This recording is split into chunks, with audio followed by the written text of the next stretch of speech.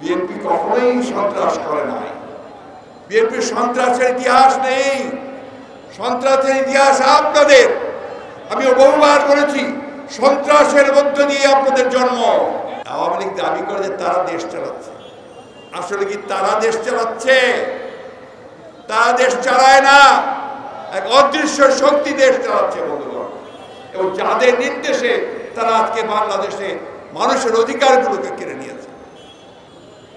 একটা কথা তাদেরকে বারবার মনে করিয়ে দিয়েছি, আবারও মনে করিয়ে দিতে চাই যে নির্যাতন করে, দমন করে, গুম করে, খুন করে, হত্যা করে, বিনা বিচারে হত্যা করে কখনোই এই গণতন্ত্রের আন্দোলন, স্বাধিকারের যে আন্দোলন, মুক্তির যে আন্দোলন, সেই আন্দোলনকে স্থগিত করা যাবে না। অতীতেও যায়নি, এখনো যাবে না। বন্ধুগণ, আজকে যুব দলের সবাই, এখানে যারা উপস্থিত আছেন সবাই যুবক। আমরা যখন যুবক ছিলাম, ছাত্র ছিলাম, তরুণ ছিলাম, আমরা দেশের স্বাধীনতার জন্য সংগ্রাম করেছি, লড়াই করেছি। আমরা সেই স্বাধীনতাকে রক্তের বিনিময়ে আমরা অর্জন করেছি, বিভিন্ন সময়ে বিভিন্ন আন্দোলন সংগ্রামের মধ্য দিয়ে, এবং শেষ পর্যন্ত একটা লড়াইয়ের মধ্য দিয়ে দেশ আমরা স্বাধীন করেছি। বিএনপি কখনোই সন্ত্রাস করে নাই। বিএনপির সন্ত্রাসের ইতিহাস নেই। সন্ত্রাসের ইতিহাস আপনাদের। আমি বহুবার বলেছি, সন্ত্রাসের মধ্য দিয়ে আপনাদের জন্ম। ওয়ালটন ফ্রিজ কিনে অনেকের মতো আপনিও হয়ে যেতে পারেন মিলেনিয়াল। সেরা পণ্যের সেরা অফার।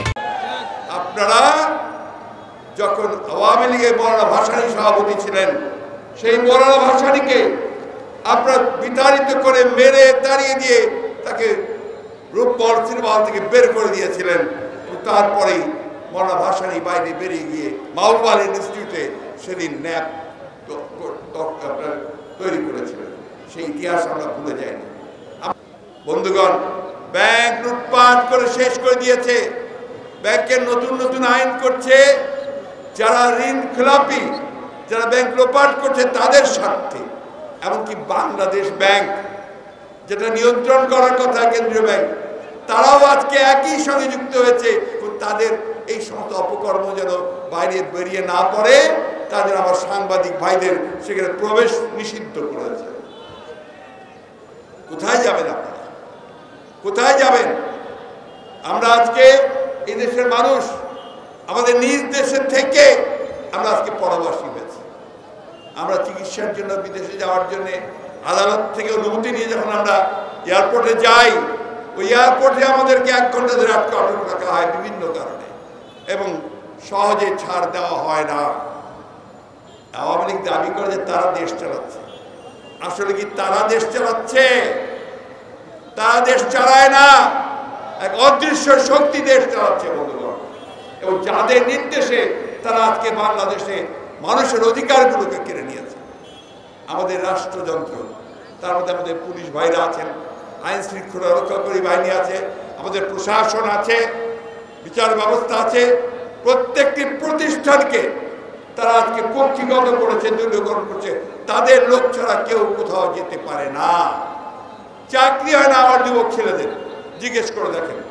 অনেকে বিসিএস পরীক্ষা দেয়, বিভিন্ন পরীক্ষা দেয়, তাদেরকে সেই চাকরি দেওয়া হয় না, তাদের ডিএনএ টেস্ট করা হয়। তারা কোন দলের, বাবা, চাচা, মামা, ভাই, কেউ বিএনপির সঙ্গে জড়িত কিনা, তাহলে আর তার চাকরি হবে না, পাশ করেও, কোয়ালিফাই করেও বন্ধু করে। আর টাকা ছাড়া কোনো চাকরি হয় না।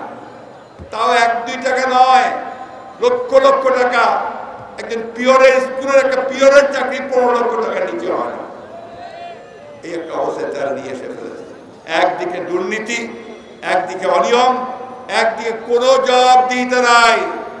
আর নির্বাচন ব্যবস্থা, ওটা তো সম্পূর্ণভাবে তারা গিলে খেয়ে ফেলেছে।